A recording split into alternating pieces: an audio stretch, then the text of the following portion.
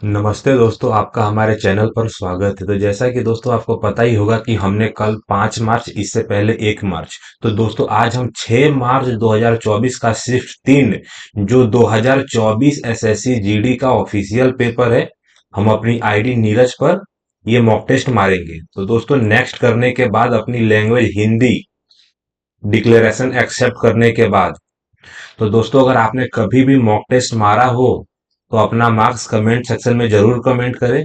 और इस सॉल्यूशन में मैं पहले ही थंबल में दे देता हूं कि मेरे कौन से सब्जेक्ट में 40 में से 40 आए, किसमें मेरे अच्छे मार्क्स आए।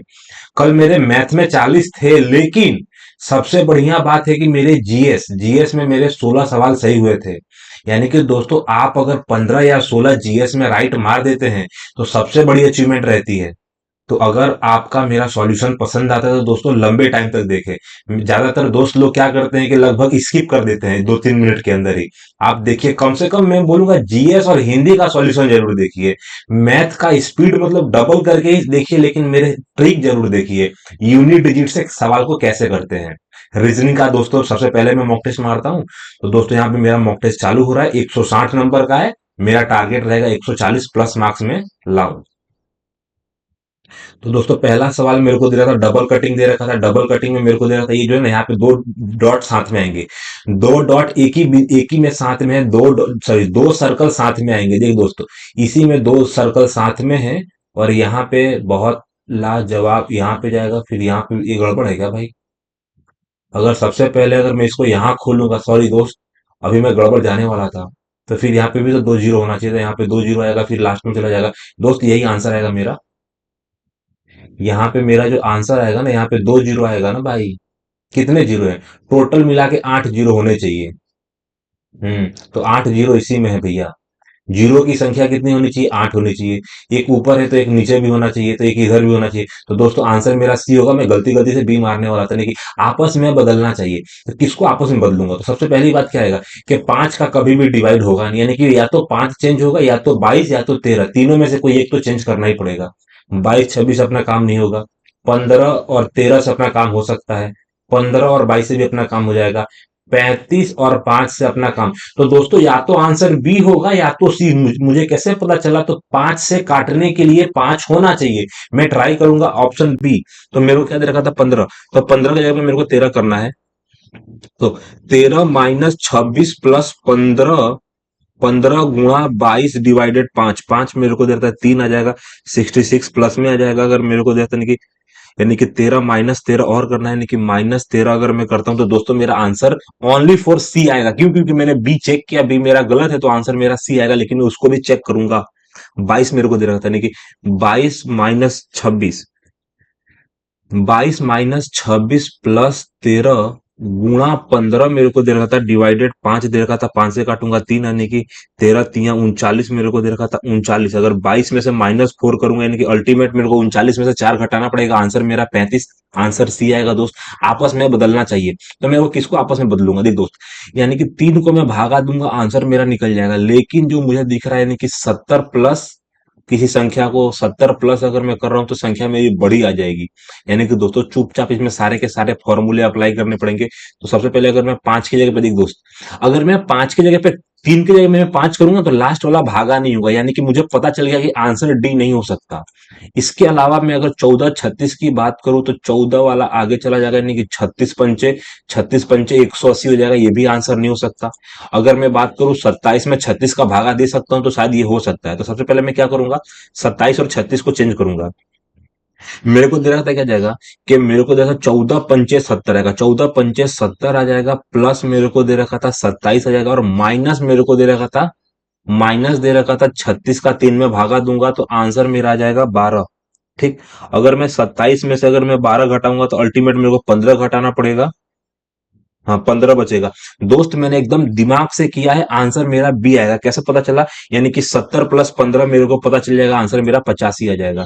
देख दोस्त, यहाँ पे मेरे को क्या दे रखा था, एक जो है ना इसको उल्टा कर दिया गया है। चलो ठीक है, एक को मैंने उल्टा कर दिया, साथ में ये दोनों को उल्टा कर दिया। यहाँ पे एक को उल्टा किया था, यहाँ पे दोनों को उल्टा कर दिया भाई ने। सॉरी सॉरी, हाँ, यहाँ पे एक को उल्टा किया, यहाँ पे दो को उल्टा कर दिया। चलो ठीक है, दो उल्टा करने के बाद यहाँ पे एक, फिर वापस एक सिंगल को उल्टा किया भाई ने इसने। एक सिंगल उल्टा किया है। तो मुझे लग रहा है कि नीचे वाला अब शायद होगा या तो साइड वाला होगा। ये दोनों ऊपर साइड होंगे, चलो ठीक है। ये दोनों के दोनों बाहर के साइड होंगे, बाहर के साइड होंगे, ये भी ठीक है। या तो मेरे को दे रखा था, या तो आंसर मेरा बी के लिए तत्पर है। देख दोस्त, सबसे पहली बात, एक तो होगा नहीं, क्योंकि यहाँ पे अगर दो को साइड में किया है तो यहाँ पे भी दो को बाहर करूंगा ना। तो दोस्त दिमाग शांत किया, मेरा आंसर बी आएगा। आपको पता चला होगा कि मैंने कैसे टिक किया। एम मेरे को दे रखा था, एम से मेरे को टी दे रखा था, मेरे को 7 प्लस करना पड़ा, चलो ठीक है। 7 प्लस किया, नहीं कि टी में मेरे को 7 माइनस किया है यार। यार ये क्या पूछ दिया। सबसे पहले मेरे को देखो, एम, एम का मतलब हो जाता है 13। 13 18 का 13 18 मेरे को दे रहा था, यानी कि 20 15 जाएगा, यानी कि 17 22 आएगा, 17 22 एक, यानी कि 24 और 19 मेरे को दे रहा था, यानी कि सबके बीच में जो गैप है ना, यहाँ पे 5 का गैप है, यहाँ पे भी 5 का गैप है, यानी कि -5 +5। देख दोस्त, मेरे को समझ में आ गया कि पहले में जो है ना, पहले में +5 है, फिर -5 है, फिर आ जाएगा +5 है, फिर मेरे को जैसा नहीं कि -5 है। जो भी आएगा ना उसमें +5 होना चाहिए, 5 का अंतर होना चाहिए। यू में मैं 5 जोड़ूंगा तो मेरे को जेड आ जाएगा। यू में मेरे को देना, देख सबसे पहले यू जो नंबर है सेम है, यू का मतलब 21 होता है। 21 में अगर तुम 5 जोड़ोगे तो 26 तुम्हारा आंसर आएगा दोस्तों। तो कथन मेरे को जैसे कोई भी पाउडर मेरे को लिपस्टिक नहीं है, तो एक डब्बे में लिखूंगा पाउडर, दूसरे डब्बे में लिखूंगा मेरे को दे रखा था लिपस्टिक, और दोनों की दुश्मनी है क्योंकि एक दोनों नहीं है। फिर मेरे को देता नहीं कि सभी के सभी लिपस्टिक जो ना, सभी की सभी लिपस्टिक मेरे को दे रखा था नहीं कि क्रीम है। कोई भी लिपस्टिक लोशन नहीं है। सबसे सबसे कोई भी क्रीम मेरे को दे रहा था नहीं कि कोई भी क्रीम आ जाएगा, लोशन नहीं है। तो क्रीम की दुश्मनी किससे है? तो क्रीम की दुश्मनी हमारी है लोशन के साथ। तो लोशन, तो लोशन दिमाग में एकदम शांत रखेंगे, दो रिश्ता ना के बराबर है, चलो ठीक है। तो मेरे को कथन, मेरे को क्या निष्कर्ष, कोई भी लिपस्टिक, इतने सारे लिपस्टिक में कोई भी लिपस्टिक लोशन नहीं है। ये 110% सही बात है, पहला सही है दोस्त। कोई भी पाउडर, चलो ठीक है, पाउडर की दुश्मनी किससे है? तो पाउडर की दुश्मनी लिपस्टिक से है। तो कोई भी पाउडर, मेरे को इतने सारे पाउडर में कोई भी पाउडर रहेगा क्रीम नहीं है। क्रीम नहीं भी हो सकता है, क्रीम हो भी सकता है, अल्टीमेट दूसरा गलत है, आंसर मेरा ओनली फॉर एक सही है दोस्त। फिर मेरे को देखा था डायग्राम के अंदर, देख सबसे पहले मेरी बात समझ। यहाँ पे 1 2 3 है, यहाँ पे 2 है, यहाँ पे 2 है, यहाँ पे 3 है। 3 में से क्या किया? ऊपर वाले में से एक गायब किया, फिर 2 गायब कर दिया। 2 गायब किया, तो मुझे लग रहा है यहाँ पे 3 गायब करेगा। अब सोचो किसका नंबर आएगा गायब करने का। यहाँ पे 3 है, यहाँ पे 2 है, यहाँ पे 5 है। तो दोस्त ऊपर तो नहीं आएगा, यानी कि ऑप्शन नंबर सी हमारा इलिमिनेट हो जाएगा। नीचे यहाँ पे 3 हो सकता है, एक गायब करूंगा नीचे से, चलो ठीक है। यानी कि ऑप्शन नंबर सी तो मेरा गलत हो गया ना दोस्त। इसके अलावा मैं बात करूं, देख सबसे पहली बात कि बी वाला गलत इस हिसाब से हो जाएगा क्योंकि यहाँ पे जो है ना 3 है, यहाँ पे भी 3 है, इसलिए गलत हो जाएगा। आंसर मेरा डी होगा। क्यों? क्योंकि मैंने इलिमिनेट किया, यानी गलत करना। इलिमिनेट का मतलब गलत करना होता है दोस्त। देखो सब तो, सबसे पहले जो है ना, ये डब्बा बहुत यूनिक मेरे को दे रखा था, लेकिन ये सारे में भैया यूनिक ही है भाई। सबसे पहले मेरे को दे रखा था यहाँ से है ना, ऊपर से तुम नीचे आ रहे हो तो नीचे से तुम ऊपर जाओगे। ये डायग्राम दिख रहा है, 1 2 3 लाइन। तो नीचे से तुमको ऊपर जाना है तो 3 लाइन दिखनी चाहिए दोस्त।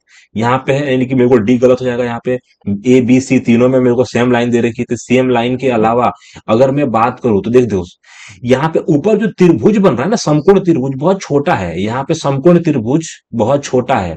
तो देख यहाँ पे समकोण त्रिभुज सबसे बड़ा है, यानी कि आंसर ए भी गलत और डी भी गलत।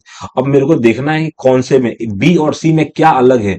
तो बी और सी में मैंने ध्यान से देखा कि डायग्राम के जो पास में है ना, सेम तो है यार।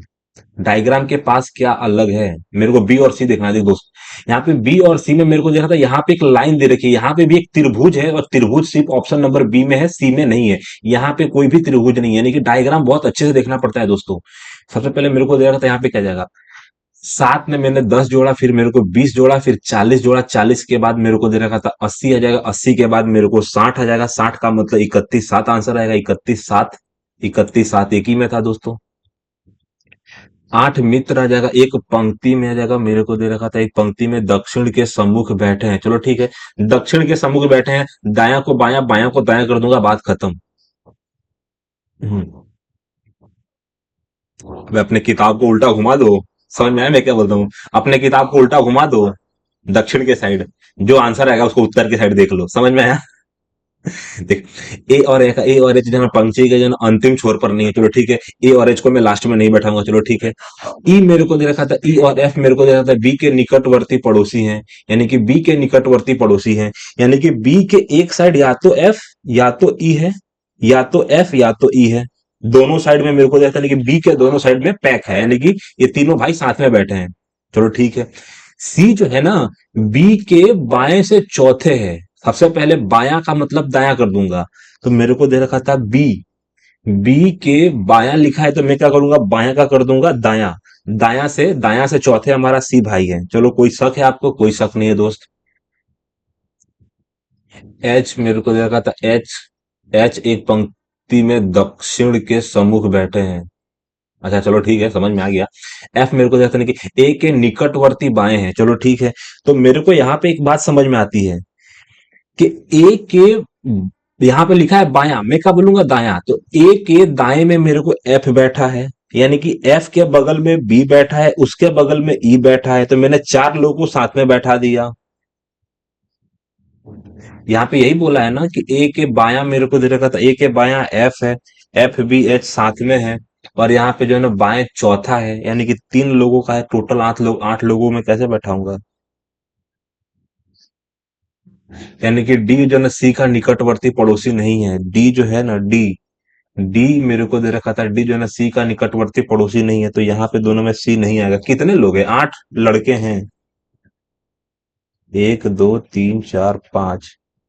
भाई गड़बड़ इससे हो रहा है ना, क्योंकि ये बी और सी वालों ने मेरा दिमाग खराब नहीं किया है।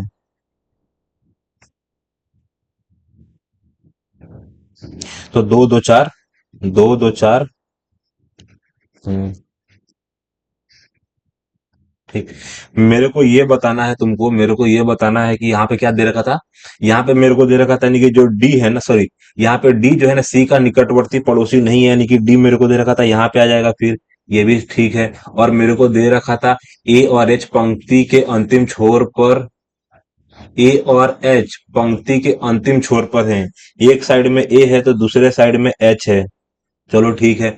तो मेरे से पूछा गया है कि बी, मेरे से पूछा गया है कि बी, तो मेरे से पूछा गया कि बी के निकटवर्ती बाएं कौन बैठा है, तो बाएं का मतलब क्या आ जाएगा? तो बी के दाएं में ई बैठा है, बी के दाएं में ई बैठा है। बहुत आसान सा सवाल है। बी के बायां पूछा है, मैंने बोला दायां, दायां में हमारा ई बैठा है दोस्त। सबसे पहले मैंने टाइम ज्यादा ले लिया है इस सवाल के अंदर। कितना मिनट लिया है दोस्तों? मैं आपको बताऊंगा कि मेरा सीटिंग अरेंजमेंट ने आज वापस 3 मिनट ले लिया है। सबसे पहले मेरे को दे रहा था, कि बी, तो मेरे को दे रहा था तीन जोड़ा, यहाँ पे मेरे को वापस तीन जोड़ा, यहाँ पे भी मेरे को तीन जोड़ा है, यानी कि सी में तीन जोड़ूंगा तो मेरा एफ आ जाएगा। चलो दोस्तों, एक ही आंसर है। ओ, ओ मेरे को दे रखा था, ओ में तीन जोड़ूंगा, यानी कि सी में तीन जोड़ूंगा, एफ मेरा आंसर आएगा दोस्तों। स्पीड में अपना बरकरार रखूंगा। यहाँ पे मेरे को दे रहा था कि एक सीधी लाइन है दोस्त। सीधी लाइन के बाद देखिए, यहाँ पे मेरे को सीधी लाइन दे रखी है, तो यहाँ पे त्रिभुज बनता हुआ तुमको देखना पड़ेगा। कहाँ पे ये डायग्राम है ऐसा? देख दोस्त, लास्ट वाले में मुझे नहीं लगता है कि ऐसा कोई डायग्राम बन रहा है। इसके अलावा आकृति यानी कि छिपी अंतर्निहित है।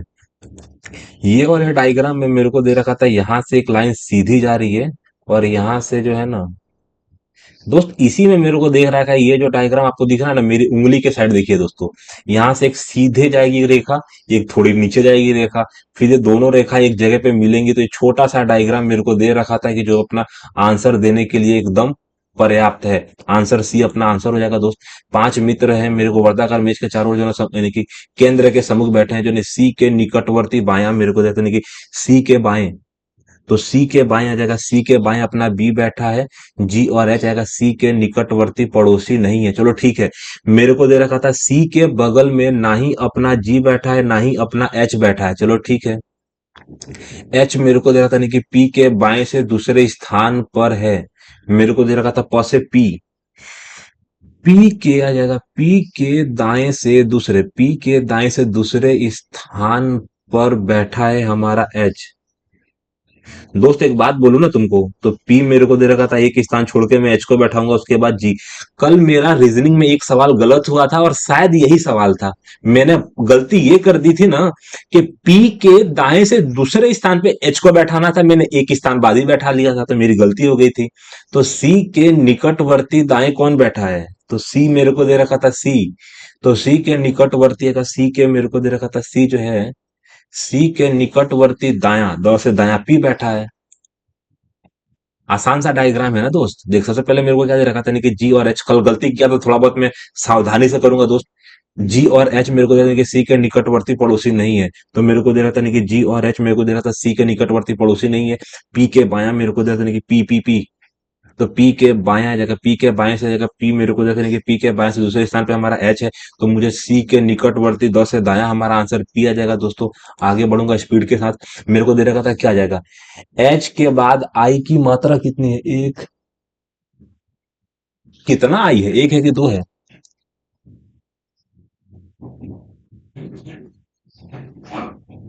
यहाँ पे एच के बाद दो बार आई है, एच आई दो बार, फिर एक बार जे आएगा। तो मेरे को दे रखा था फिर एच आई आ जाएगा, फिर पहले में आई आएगा दोस्त। पहले में आई एक ही है और लास्ट में आई, समझ में आया? पहला आई और लास्ट आई है, यहाँ पे एच नहीं आ सकता है।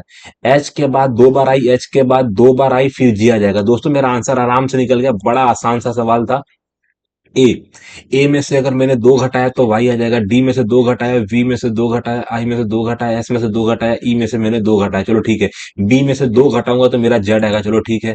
एस में से दो घटाऊंगा तो मेरा क्यू आएगा, सब में है। मेरे को देखा बस यहाँ पे सी जो है ना, सी गलत हो जाएगा, सी गलत है मेरा दोस्त। अगर यू में से मेरे को देखा था भाई, इसमें अलग क्या है, जी भी सेम है, जी के बाद चौथा नंबर, दो दो चार। एल में से अगर दो घटाऊंगा तो आंसर जे होगा, तो जे का सीधा मतलब हो जाता है कि मेरा आंसर बी और सी गलत हो जाता है। मेरे को सिर्फ लास्ट का ट्राई करना है कि डी में से अगर दो घटाऊंगा तो आंसर नंबर बी हो जाएगा दोस्त। डी में से दो घटाऊंगा तो मेरे को पता चल जाएगा बी हो जाएगा, और बी के अलावा मैं एल में से दो घटाऊंगा तो आंसर मेरा जे हो जाएगा। यही मेरा आंसर था। बांग्लादेश में टका चलता है, अर्जेंटीना में पेसो चलता है, तो जापान में क्या चलता है? जापान में येन चलता है, यूरो, यूरो। मां कसम। देख, दिनार रियाल तो सऊदी अरब की है। जापान में क्या चलता है, जैसे जापान, जापान में यूरो, यूरो थोड़ी चलता है, येन चलता है, येन। जापान में येन चलता है, जापान में येन चलता है। मेरे को क्या दे रखा था, यहाँ पे मेरे को देने के 54 से 55 मैंने +1 किया, दो जगह और प्लस किया, उसके बाद 90 से मैंने डायरेक्ट 64 प्लस किया। 64 के बाद मेरे को दे रखा है मैंने क्या प्लस किया, तो यहाँ पे 5 आ जाएगा, यहाँ पे 3 आ जाएगा, यहाँ पे 1 आ जाएगा। 5 से मेरे को दे रखा था नहीं कि 2 आ जाएगा, 125। यानी कि मेरे को दे रखा था यहाँ पे 5 का क्यू दे रखा था, यहाँ पे 4 का क्यू दे रखा था, तो 3 का क्यू, 2 का क्यू, यानी कि 8 मेरे को प्लस करूंगा। 55 में अगर 8 जोड़ूंगा तो 63 हो जाएगा, 63 मेरे को दे रखा था। और 63 में अगर मैं 27 जोड़ूंगा तो 90 हो जाएगा। एकदम आसान सा आंसर है दोस्तों। मेरे को क्या दे रखा था, ए बी का पति मेरे को दे, सबसे पहले मेरी बात समझ। यानी कि बी का पति है, तो मेरे को दे रखा था, कि बी मेरे को दे रखा था, बी एक लड़की है, तो बी का पति हमारा कौन है, तो बी का पति ए है, चलो ठीक है। बी, बी का पति है। सी की बहन मेरे को दे रखा था, सी की बहन का नाम है बी। अब सी लड़का है या लड़की पता नहीं हमको। सी जो है ना, डी का भाई है। अब डी लड़का है या लड़की पता नहीं है, लेकिन उसकी भाई का नाम है सी, चलो ठीक है। डी जो है ना, ई का पिता है। यहाँ पे डी जो है ना, डी की बात हो रही है, ई का पिता है। अब ये भी प्लस में है, और ई लड़की है या लड़का मुझे पता नहीं है। ई का मेरे को दे रखा था, ई का पिता है। ई जो है ना, एफ की पत्नी, एफ एक लड़का है, एफ एक लड़का है, उसकी पत्नी का नाम है ई, चलो ठीक है। अब मेरे को पूछा गया डी जो है ना, डी एफ से कैसे संबंधित है, तो डी ससुर हो गया ना, डी ससुर हो गया। पत्नी, पत्नी का पिता, यानी कि ये इसकी पत्नी है, पत्नी का पिता यानी कि डी हो जाएगा दोस्तों। काफी लेंदी पूछा है। सी ओ एन आएगा, सी ओ एन, सी ओ एन आएगा, सी ओ एन आएगा, सी ओ एन के बाद N S, N S, N S, N S, S के बाद आई आ जाएगा, आई, आई मेरे को दे रखा था ओ ओ, तो आई मेरा पहले आ जाएगा, ओ मेरा बाद में आ जाएगा, तो एन मेरा बाद में आ जाएगा, एल मेरा पहले आ जाएगा, यानी कि लास्ट में दोस्तों आंसर 54 आएगा। 54 कितने में है, तो 54 सिर्फ और सिर्फ एक में है। मैं और किसी को ट्राई नहीं करूंगा दोस्त। मेरे को इतना मालूम पड़ गया है कि एस ओ एल मेरे को दे रखा था, एस ओ एन दे रखा था। एन का मतलब 4 वाला सबसे लास्ट में जाएगा दोस्तों, मेरा आंसर हो गया। किसी कूट भाषा में मेरे को दे रखा था ये और ये लिखा जाता है, तो सी के लिए आंसर बताना है। सी मेरे को दे रखा था पहले में है। मेरे को दे रखा था एफ किसी में कॉमन जा रहा है, हाँ एफ लास्ट वाले में, F O R, F O R last वाले में कॉमन जा रहा है, 8 है। 8 के बाद मेरे को दे रखा था 3 नहीं है, 0 है। जीरो है, 5 मेरे को दे रखा था और 2 नहीं है।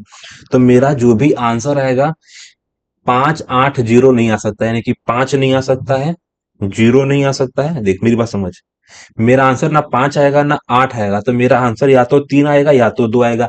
लेकिन मेरे को यहाँ पे दे रखा था 8 3, 83052, यानी कि मेरे को करना कुछ नहीं है, सी और ई का आंसर निकालना है कि सी और ई का आंसर क्या होगा। तो मेरे को दे रखा था यहाँ पे ई है।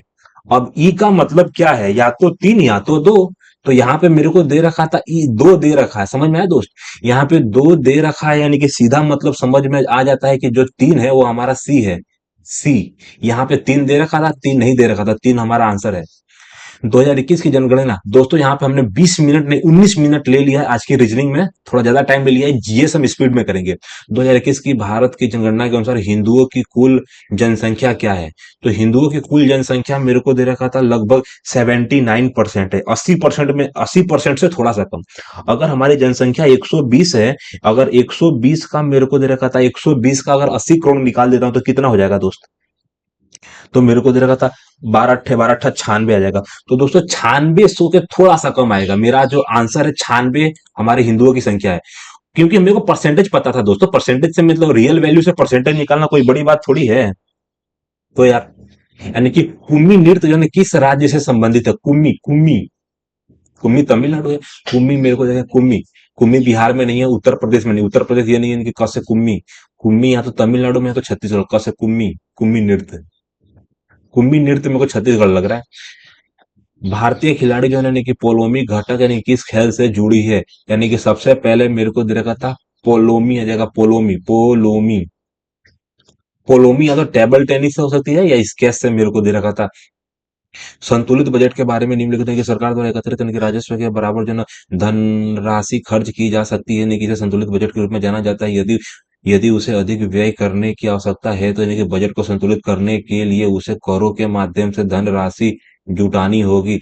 आसान सी बात है, बजट का है। अगर तुम्हारे पास जितना खर्च तुमने किया है अगर उतना तुमको मिल जाएगा तो तुम संतुलित हो, चलो ठीक है। अगर मान लेते तुमने ज्यादा खर्च कर लिया है तो बजट बढ़ा दोगे, तुम्हारा काम हो जाएगा। इसका मतलब दो के दो सही है दोस्त। भारत कितने राष्ट्रीय त्योहार मनाता है, राष्ट्रीय त्योहार। तो दो राष्ट्रीय त्योहार मनाता है, देख भारत कितने राष्ट्रीय त्योहार मनाता है।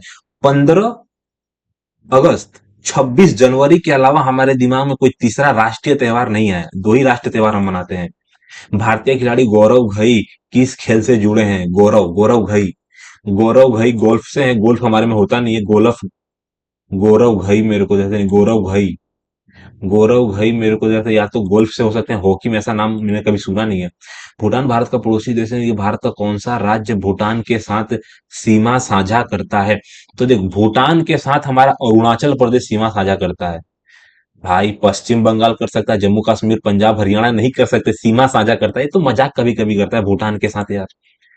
50 51 में जो है मेरे को प्रतिशत से बढ़कर मेरे को देखता नहीं औद्योगिक देख, 50 से बढ़कर 90 में औद्योगिक क्षेत्र द्वारा योगदान किए गए सकल घरेलू उत्पाद का अनुपात डेक्स प्रतिशत हो गया। 11% से 90 में कितना प्रतिशत हो गया, यहाँ पे तुक्का मारूंगा मैं दोस्त। 22, 24, 26, 22.6%। 20% तो नहीं हुआ होगा, डबल हो गया था क्या, 22.6। 11 का 11 11 दूना 22 यानी कि 23.6 हो जाएगा ना, 23.6। औद्योगिक क्षेत्र द्वारा योगदान किए गए सकल घरेलू उत्पाद आएगा। सकल घरेलू उत्पाद का जो योगदान है ना, या तो 20 हुआ होगा या तो 22 पॉइंट ही हुआ होगा, यानी कि थोड़ा सा कम। यानी कि प्रतिष्ठित जर्मन शांति पुरस्कार से किसे सम्मानित किया गया है। देख जर्मन ने शांति पुरस्कार मुर्मू को दिया है, अमित शाह ने कि, सौरभ शुक्ला ने कि, लालजी मुखर्जी ने कि, सलमान रुश्दी है, सलमान। देख सलमान रुश्दी हो सकता है, लालजी मुखर्जी नहीं हो, यानी कि अमित शाह को जर्मन शांति का पुरस्कार क्यों देंगे, जर्मन शांति ऐसा क्या किया है अमित शाह ने। विदेश मंत्री है ही नहीं, रक्षा मंत्री है नहीं। सौरभ शुल्क, मैं सलमान रुश्दी के साथ जाऊंगा दोस्त। भारतीय संविधान के निम्नलिखित में से किस अनुच्छेद में राज्यपाल को क्षमादान आदि प्रदान करने और कुछ मापनों में दंड को निलंबित माफ या कम करने की शक्ति का उल्लेख है। देख दोस्त दिमाग शांत करूंगा, मेरे को दे रखा था 63, 63 में बताया गया है कि राज्य के राज्यपाल की सहायता के लिए मंत्री परिषद होगी। 61 मेरे को दे रखा था क्षमादान से, या तो 62 क्षमादान से है। देख, मैं बात करूं 72, 72 मेरे को दे रखा था, 161 मेरे को दे रखा था क्षमादान से है, 161 क्षमादान से है, 61। 62 वाला कैसे होगा क्षमादान? देख, अगर मैं बात करूं 72 क्षमादान है, 72 क्षमादान है, तो 74 में मंत्रियों के बारे में बताया गया है कि मंत्री सहायता करेंगे, 63 सहायता करेंगे। आंसर 110%, 161 आएगा। 223 में अंतरराष्ट्रीय जो है ना खगोलीय संघ ने एक छोटे ग्रह का नाम भारतीय उल्का खगोलविद डेस्क के नाम पर रखा है। अंतरराष्ट्रीय खगोलीय, सोमनाथ भारद्वाज आएगा, भट्टाचार्य मेरे को, अश्विन शेखर आ जाएगा, विनोद जौहर, जैसी ने कि भट्टाचार्य, भट्टाचार्य मेरे को भारद्वाज आएगा, शेखर आएगा, जौहर। भारत उल्का खगोलविद भारद्वाज आएगा, सोमनाथ भारद्वाज, जैसी भट्टाचार्य, शेखर और जौहरी। जाकिर हुसैन तबला बजाते हैं, तबला। जाकिर हुसैन हमारे राष्ट्रपति भी थे। किस देश की सरकार ने मल्लिका साराभाई को पामे डी और से सम्मानित किया? मल्लिका साराभाई विक्रम साराभाई की पत्नी है। 108वें जन्मदिन पे गूगल डॉट्स ने 2018 में उनको सम्मानित किया था। अमेरिका हो सकता है चांस। मल्लिका साराभाई को जो है पामे डी और आएगा, पामे डी और को हम अंग्रेजी में क्या बोल सकते हैं? पामे डी और, यानी कि प्लेम डी और आएगा, प्लेम प्लेम माने पामे डी और आएगा, पामे डी और से सम्मानित किया गया है। तो किस देश की सरकार ने पामे, प से पामा, जापान हो सकता है, फ्रांस हो सकता है, अमेरिका हो सकता है। एकीकृत वस्तु और सेवा कर विधेयक 2023, एकीकृत यानी कि वस्तु सेवा कर, आईजी आ जाएगा, आईजीएसटी अधिनियम डेक्स में संशोधन करता है। 15, सॉरी 17, यहाँ पे लिखा है ना एकीकृत वस्तु एवं सेवा कर, एकीकृत यानी कि वस्तु और सेवा कर 2017 में हमारा जीएसटी चालू हुआ था। अधिनियम 15 का था, 19 हो सकता है, लेकिन मैं 15 के साथ जाना चाहूंगा। 20वीं सदी के मध्य में भारत में लाइसेंस राज किस प्रणाली को संदर्भित करता है? समझ में आया? 20वीं सदी के मध्य में भारत में लाइसेंस राज किस प्रणाली को संदर्भित करता है? हमारे देश में औद्योगिक क्षेत्र के लिए लाइसेंस यूज होते थे, यानी कि ट्रेड यूनियन के लिए गलत। औद्योगिक लाइसेंसिंग, आयात प्रबंधक, हाँ, औद्योगिक लाइसेंसिंग के लिए हम पर्याप्त होते नहीं। निश्चित आकार और स्पष्ट सीमाएं पदार्थ किस अवस्था की विशेषता है? निश्चित आकार और स्पष्ट सीमा, आकार और सीमा ठोस की बात हो रही है। आकार और सीमा दोनों के दोनों निश्चित है ना, निश्चित और स्पष्ट सीमा ठोस की है। निम्नलिखित में से जो कौन सा स्थल घोड़ नदी, जो भीमा की सहायक नदी है, पर स्थित है? निम्नलिखित में से कौन सा स्थल घोड़ नदी जो भीमा की सहायक नदी पर अगर स्थित है? बनावली अगर कोट दीजिए भीमा की सहायक नदी है। इनाम गांव अगर इनाम गांव चनहुदड़ो, कोट दीजिएगा भीमा नदी के तट। केंद्र में अंतरिम सरकार का गठन, मेरे को 46 में अंतरिम सरकार का गठन 46 में हुआ था। अंतरिम सरकार भारतीय संविधान का अनुच्छेद 12 डेक्स का, देख, भारतीय संविधान का अनुच्छेद 12 डेक्स का प्रावधान करता है। देख, हमारी अगर बात करूं तो मेरे को दे रखा था 0 से लेके 5, मतलब 6 से लेके 11, 12 जो है ना मौलिक अधिकारों की परिभाषा जाएगा। मौलिक अधिकारों की परिभाषा, राज्य की परिभाषा नहीं कि राज्य मौलिक कर्तव्य नहीं जाएगा, परिभाषा है, मौलिक अधिकारों की परिभाषा। निम्नलिखित में से कौन सा खेल, यानी कि विजेंद्र सिंह द्वारा, विजेंद्र सिंह बॉक्सर है हमारे, बॉक्सर, मुक्केबाज यानी क्रिकेटर, बैडमिंटन का मुक्केबाज। दोस्तों मैथ चालू हो गया है, हमारे पास 32 मिनट टाइम है। कल के दिन हमारे पास कितना टाइम था? तो 33 मिनट।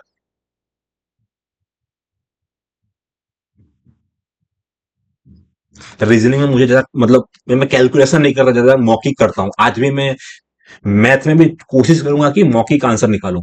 एक कूलर का जो है क्रय मूल्य इतना है, यदि लाभ प्रतिशत 18% है, तो कूलर का विक्रय मूल्य एकदम आसान है कि मेरे को करना क्या है, तो 45 गुणा 118 करना है। अब मेरे को करना है 18 45। देख दोस्त, 45 दूनी 90 आएगा, 90 चौका आएगा, 90 चौका 360 आ जाएगा, 360 का मतलब जीरो आ जाएगा, 36 आएगा। 36 और 45 को जोड़ूंगा, 11 का एक आ जाएगा, 8 आ जाएगा। 8 और 45 को जोड़ूंगा तो 53 हो जाएगा। 53 10 मेरा आंसर होगा दोस्त। 53 10 मेरा आंसर होगा। कैसे पता चला? यहाँ पे 53 आ जाएगा, 45 में मेरे को 36 जोड़ना पड़ा, यानी कि 80 का 8 मेरे को दे रहा था, 11 का एक आ जाएगा। ठीक। अब मेरे को दे रहा था, यानी कि 8 8 45 है, 8 45 का जीरो हट से लगो 4, 8 32 मेरे को 36 आएगा। कोई शक दोस्तों? कोई शक नहीं है। जितना स्पीड में आप कैलकुलेशन करोगे उतना फायदा होगा। हर बार वेरीफाई नहीं करना होता है। किसी राशि पर जो है ना, किसी राशि पर प्राप्त चक्रवर्ती ब्याज, किसी राशि जो है ना, किसी राशि पर प्राप्त किसी राशि पर प्राप्त साधा भाई किसी राशि पर प्राप्त साधारण ब्याज राशि राशि का है। सबसे पहले मैं बस समझ में आया, किसी राशि पर प्राप्त साधारण ब्याज राशि का, समझ में आई? तो मेरी जो राशि पी है ना, 81 है, और मेरा इंटरेस्ट कितना है? 64 है। तो वर्षों की संख्या और वार्षिक ब्याज दर के बराबर है, तो वार्षिक दर कितना है? एकदम आसान सा है।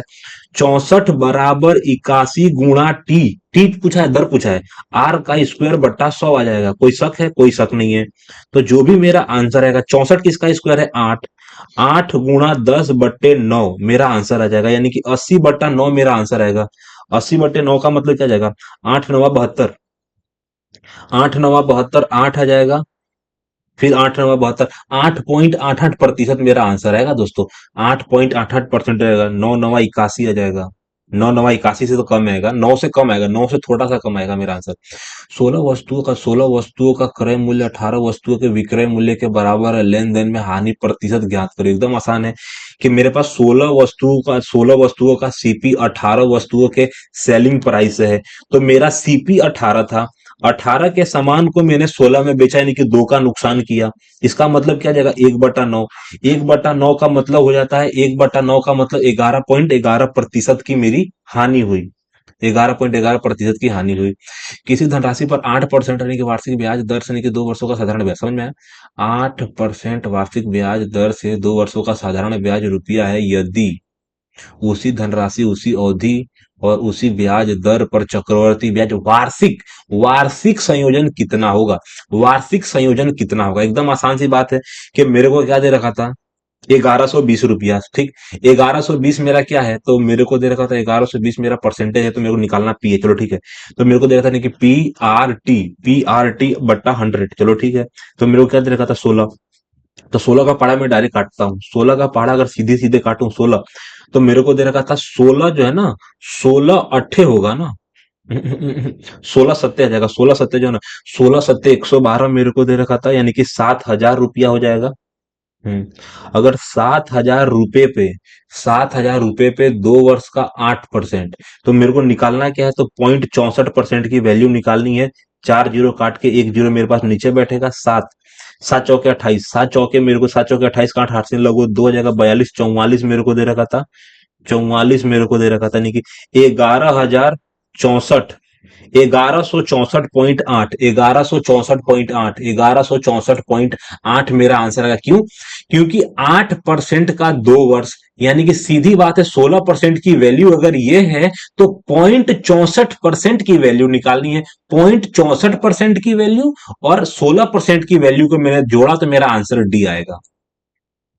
यदि मेरे को दे रखा था नहीं कि सी डी का औसत 28 है, तो सी और डी का औसत कितना होगा? एकदम बात बढ़िया है। कितना है? तो मेरे को दे रखा था 2 2 4 2 6 आ जाएगा।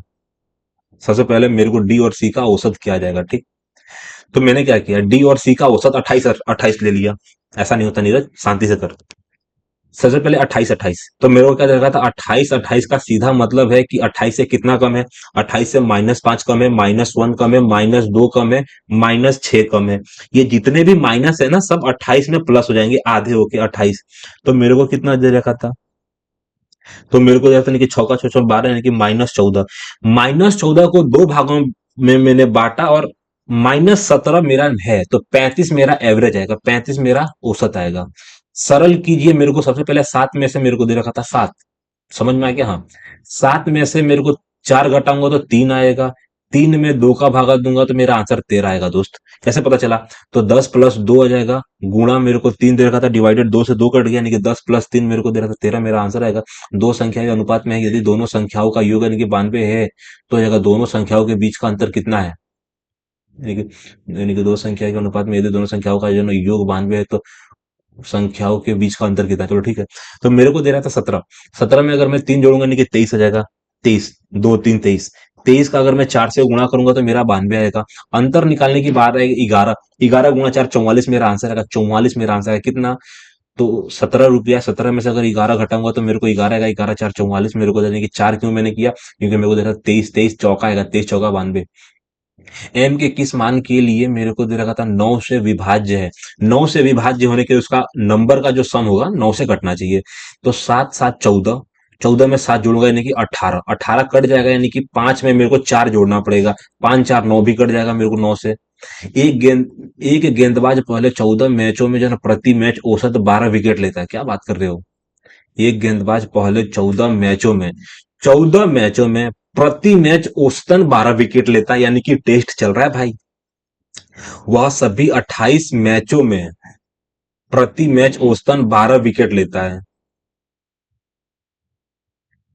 तो अंतिम क्या बात कर रहा है?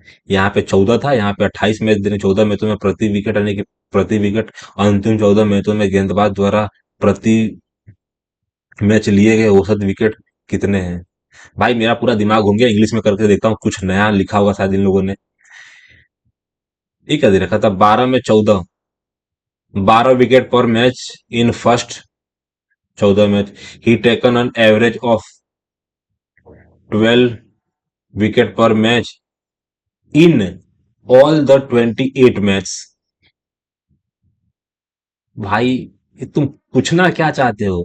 एक गेंदबाज पहले 14 मैच खेला, 12 विकेट हर एक मैच में लिया। वह सभी 28 मैच खेला। यानी कि पहले तुम 14 पूछता है, फिर लास्ट में 14 पूछता है। तो शुरुआत में 12 है तो लास्ट में 12 है, तो ओवरऑल भी 12 ही होगा ना यार। तुम मजाक क्यों कर रहे हो मेरे साथ?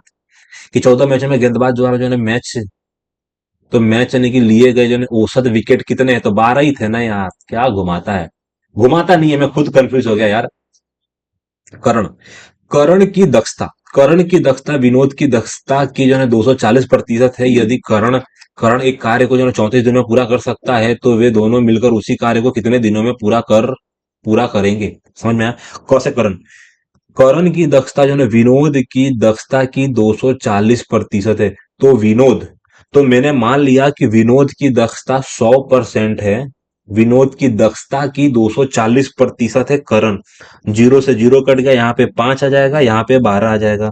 ठीक। मेरे से पूछा गया यदि करण एक कार्य को 34 दिनों में कर लेता है, यानी कि करण यानी कि 12 इफिशियंसी के साथ लड़का 34 दिनों में कोई काम करेगा, तो दोनों उस काम को कितने दिनों में करेंगे? यानी कि 17 दिनों में करेंगे। 17 दूना 34, 24 दिनों में काम निपटा के भाई आगे बढ़ जाएंगे। यदि कोई संख्या u दूसरी संख्या v से 90% कम है, 90% कम है v, तो मैंने क्या बोला? v तुम्हारा 100 है तो u तुम्हारा 10 हो जाएगा। यानी कि यदि कोई संख्या जो है ना u जो है ना u दूसरी संख्या v से 90% कम है, और v मेरे को दे रखा था v 84 से 13% अधिक है। 84 100 से 13% अधिक है। तो अगर v का वैल्यू मेरे को निकालना है, 84 का मतलब मेरे को जैसा नहीं कि 84 100 से 13% अधिक है यानी कि 113। चलो ठीक है। तो u का मान क्या है? आसान सा है ना। कि अगर मेरे को दे रखा था, मेरी बात समझ, अगर एक 100 की वैल्यू मेरे को दे रखा था कि 54 गुणा 113, तो 10 की वैल्यू में मुझे 10 का सिर्फ भागा देना पड़ेगा। आंसर लास्ट में 0.2 आएगा दोस्त। ये दोनों में से कोई एक होगा, पॉइंट तो आना है, फिक्स बात है।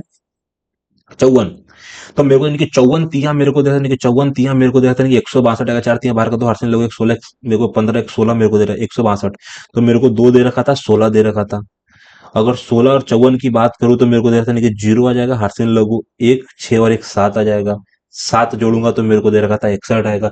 110 आएगा दोस्त। एक सॉरी 610.2 मेरा आंसर आएगा। यू का वैल्यू 10 मैंने माना है और वी मैंने 100 माना है। रेशियो से निपटा दिया।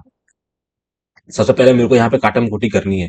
काटम कुटी करने से पहले मेरे को दे रखा है कि ये क्या दे रखा था? 69। 69 23 का मल्टीपल है। 23। 23 का दे रखा था। 23 से कटेगा 2 3 23। 23 2 3 23। 23 का मतलब 35 होता है।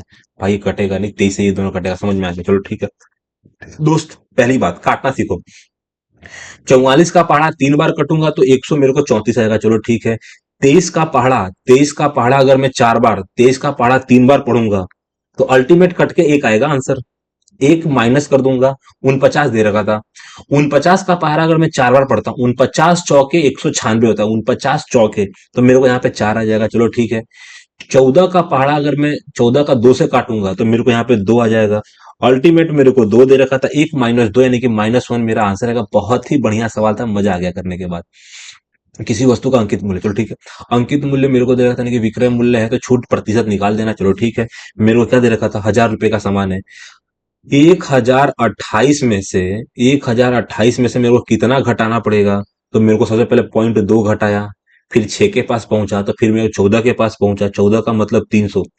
अगर मैं 1020 में से 314 घटा देता हूँ, 314 घटा देता हूँ तो 14 का मतलब कितना बचेगा?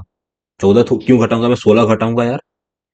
अगर मैं 16 घटा देता हूं तो मेरे पास बचेगा 704 रुपया। तो 704 है, ठीक, 704 है। तो मेरे को निकालना क्या है, 316 गुणा 10, यानी कि एक जीरो काट दूंगा, एक जीरो से जीरो काट दूंगा, 102 कटेगा।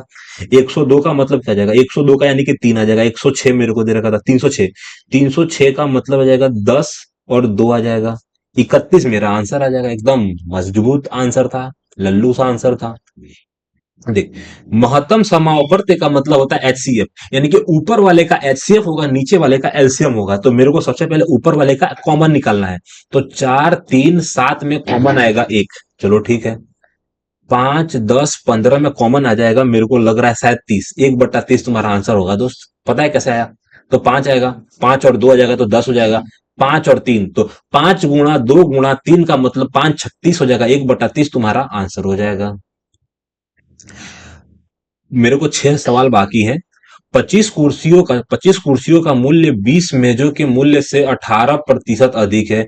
यदि 22 मेजों का मूल्य, भाई भाई रुक जा, 2 मिनट रुक जा, वापस से करूंगा।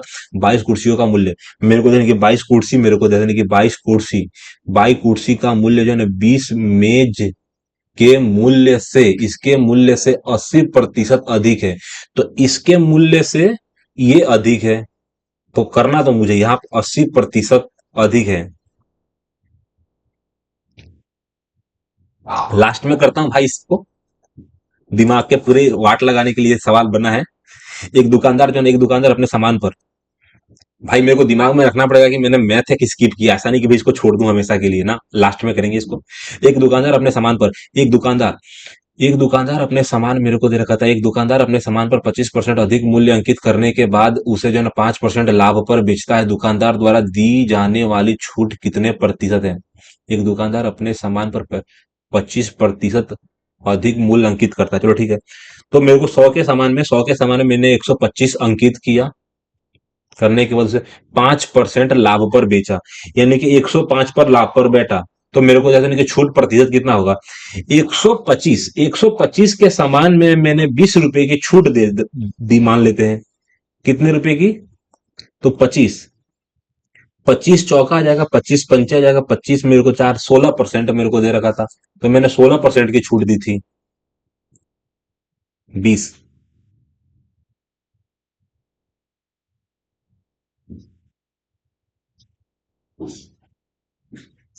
एक त्रिभुज की भुजाओं की लंबाई अगर मेरे को दे रखा था, त्रिभुज का क्षेत्रफल एकदम हीरोज फॉर्मूला आपने सीखा होगा तो ये निकालेगा हीरो फॉर्मूला के हिसाब से। हीरो फॉर्मूला बोलता है अंडर रूट ले लो, सबको जोड़ दो, जोड़ने के बाद आंसर आएगा तुम्हारा 16।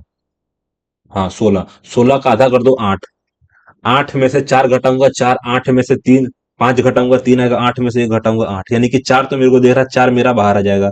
4 अंडर रूट 6 तुम्हारा आंसर आएगा, 4 अंडर रूट 6। कोई शक है दोस्तों क्षेत्रफल निकालने में? कोई शक नहीं है।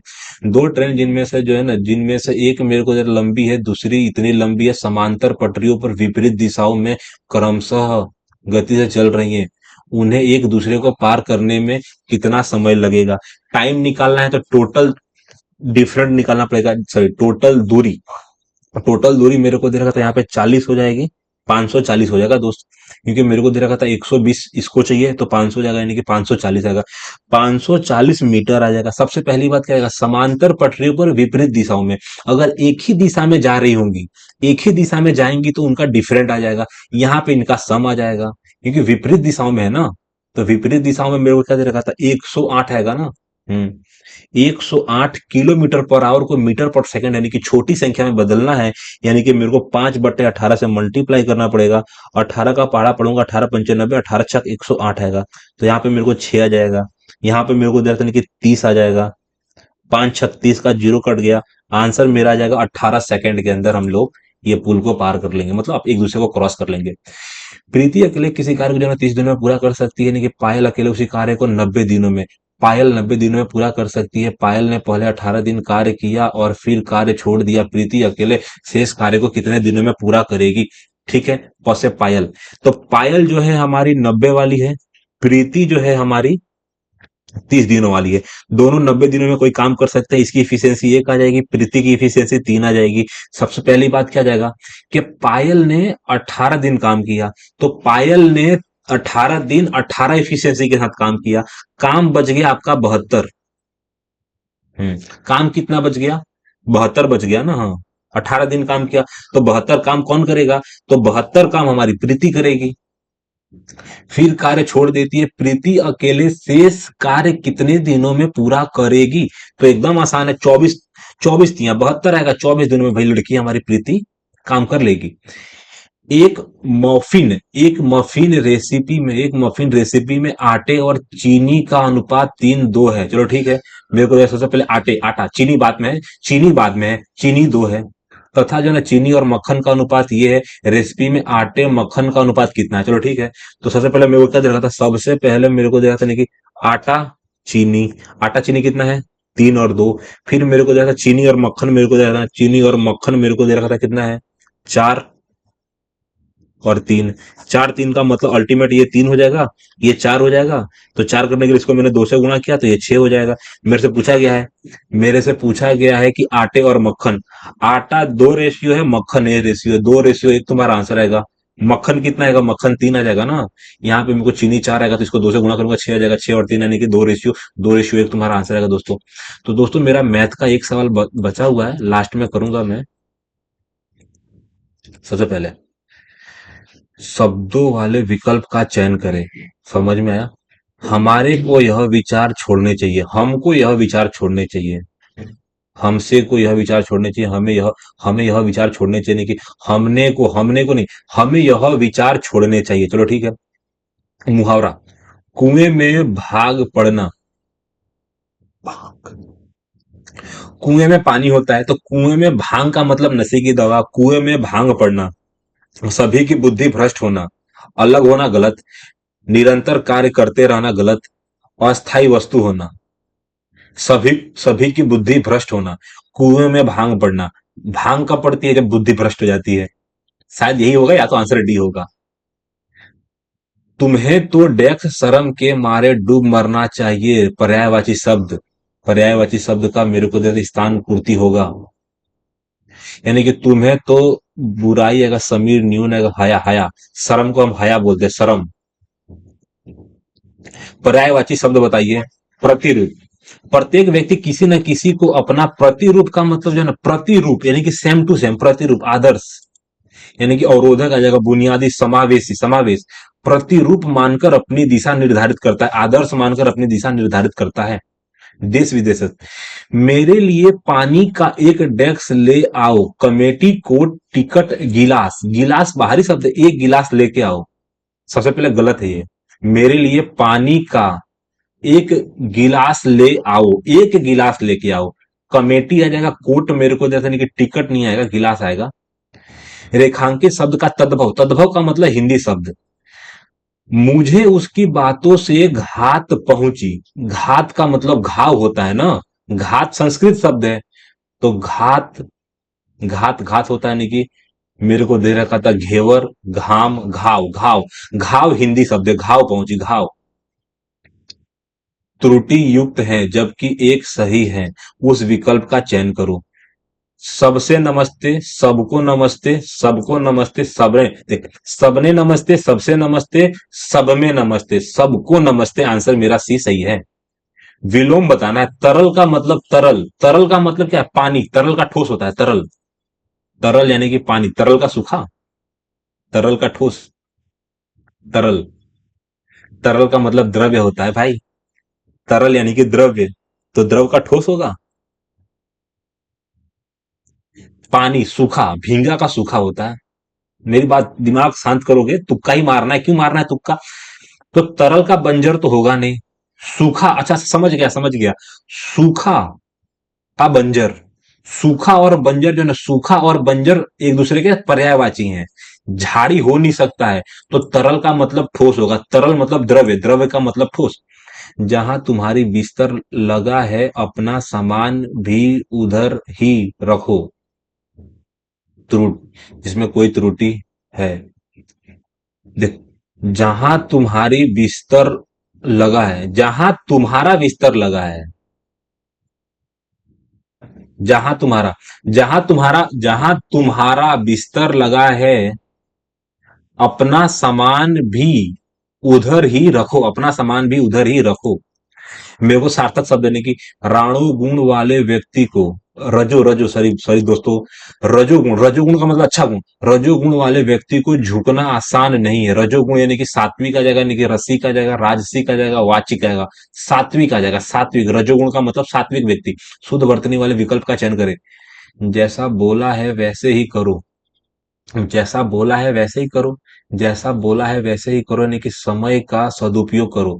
यानी कि शुद्ध वर्तनी वाले विकल्प का, यानी कि समय का सदुपयोग गलत है। जैसा बोला है वैसा ही, जैसा बोला, जैसा बोला है वैसे में एक मात्रा कम है। लाला की दुकान पर तो बहुत, विक्री की स्पेलिंग गलत है, ये बिक्री ऐसे आएगा तुम्हारा।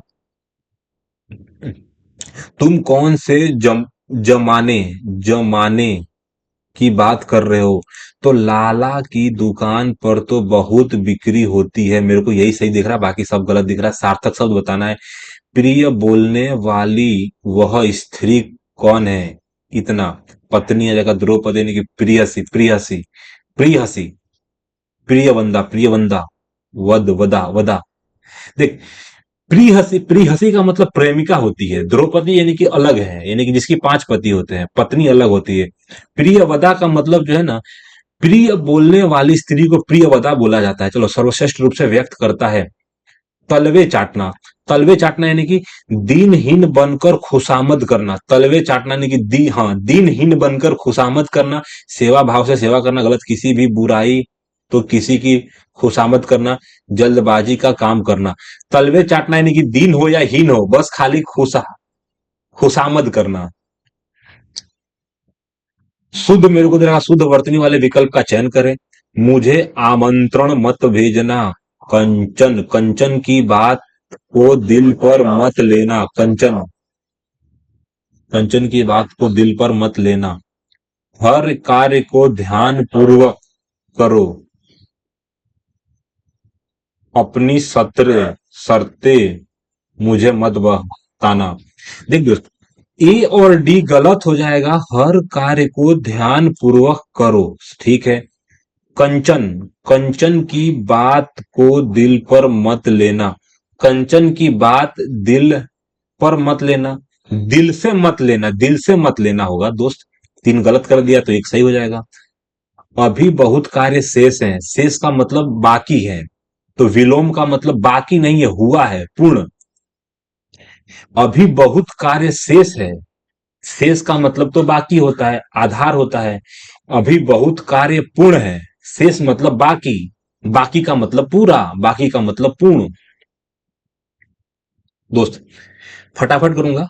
विज्ञान की प्रगति ने, विज्ञान जो है ना हमारी, तो विज्ञान की प्रगति ने जीवन को और अधिक सरल, सहारा मेरे को यानी कि परेशान, यानी कि दर्दनाक, यानी कि आरामदायक, आरामदायक और आसान बना दिया है। हम इसको मेरे को देने की स्वास्थ्य और आसान जीवन में जीने में मदद कर सकता है। इंटरनेट की खोज से स्मार्टफोन का उदय आधुनिक दुनिया के लिए एक डेस्क है मेरे को दे रखा था, वरदान मेरे को दे रखा था, वरदान वरदान है, अधिकता मेरे को आम है, परिणाम है, एक वरदान है।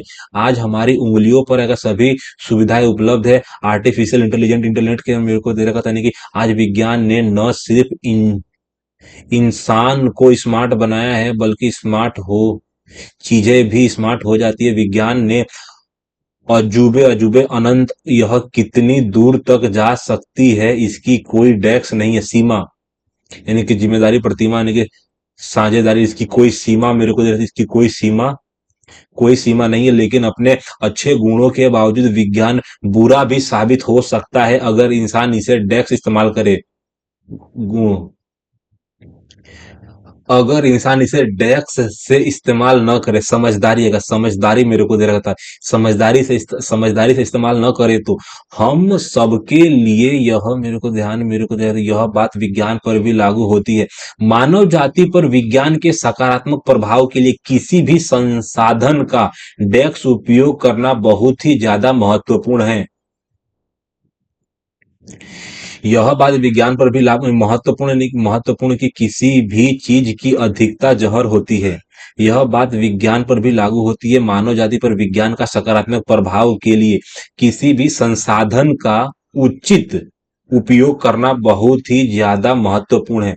और निश्चित, बेमतलब, अतिशय, संसाधन का अतिशय उपयोग करना बहुत ही ज्यादा महत्वपूर्ण है। अतिशय नहीं है, उचित उपयोग करना बहुत जरूरी है। दोस्तों, मेरे को याद है क्या कि मैथ का मैंने एक सवाल छोड़ दिया था, तो मैं मैथ पे सबसे पहले मैंने क्या किया, रीजनिंग के मैंने 20 अटेम्प्ट किए, जीएस में 20 अटेम्प्ट किए, मैथ में मैंने सिर्फ 15वां छोड़ा है। 15वां के लिए मैं जगह बचाऊंगा, फटाफट करूंगा इसको मैं। मेरे को क्या पूछा गया है कि 25 कुर्सी मेरे को दे रहा था, नहीं कि 25 कुर्सी जो है ना, 25 कुर्सी का जो मूल्य है 20 मेज के, 20 मेज के मूल्य से, चलो ठीक है, 20 मूल्य से मेरे को दे रहा था, नहीं कि मेरे को क्या दे रखा था, 20 मेजों के मूल्य से जगह 20 मेजों के मूल्य से 80% अधिक है। 80% अधिक का मतलब क्या जाएगा, 180 है। चलो ठीक। यदि 22 मेज मेरे को देते हैं, यदि 22 मेजों का मूल्य इतना है, एक मेज का मूल्य कितना है दोस्त, एक मेज का मूल्य मेरे को दे देना कि 22 पंचे मेरे को दे, सबसे पहले मैं 11 से काटूंगा, 11 से काटने के लिए 11 9 99, 11 9 7 मेरे को 11 6 66 आएगा, फिर 8 88 आ जाएगा, 2 से काटूंगा यानी कि 4 आ जाएगा, 8 दूना 16 आ जाएगा, 4 आ जाएगा, 8 484 आ जाएगा दोस्त, 484 आ जाएगा। चलो ठीक है। तो मेरे को दे रखा था एक मेज, मेरे को दे रखा था एक मेज का मूल्य, मेरे को दे रखा था एक मेज का मूल्य कितना दे रखा था, 5 आ जाएगा। यहाँ पे 25 से तो मैं नहीं काटूंगा। हम्म। हम्म। ठीक। तो यहाँ पे मेरे को एक मेज, तो 5 का वैल्यू अगर इतना दे रखा था, नहीं कि 484/5, तो मेरे को दे रखा था 50 कुर्सियों का मूल्य कितना है, 50 कुर्सियों का मूल्य आ जाएगा 360 हो सकता है क्या दोस्त, 360 का सीधा तात्पर्य क्या जाएगा, 360 का सीधा तात्पर्य मेरे को दे रखा था 2 आ जाएगा, 72 मेरे को दे रखा था, 72 का मतलब 70 आ जाएगा, तो 0 आ जाएगा, 7 चौका आ जाएगा, 7 चौक, 7 चौके मेरे को देने के, 7 चौके 28 का 88 लोग 2 आ जाएगा, 7 56 आएगा, 56 58 मेरे को 5 आएगा, 28 मेरे को जैसा नहीं कि 33 दे रखा था, फिर मेरे को दे रखा था 2 जोड़ दे रखा था, 8 16 का 6 8 लगू 1 मेरे को दे रखा था, 8 और 1 9 आ जाएगा, 33। दोस्तों मेरा आंसर निकलने के एकदम पास में है। 7 14 का 4 8 लगू 1 8 मेरे को 34, 34 8 4 8, 34 मेरे को दे रखा था, 34 मेरे को दे रखा था कि 34 8 4 8 दोस्तों मेरा आंसर आएगा। दोस्त मैं अपना टेस्ट सबमिट करने जा रहा हूं।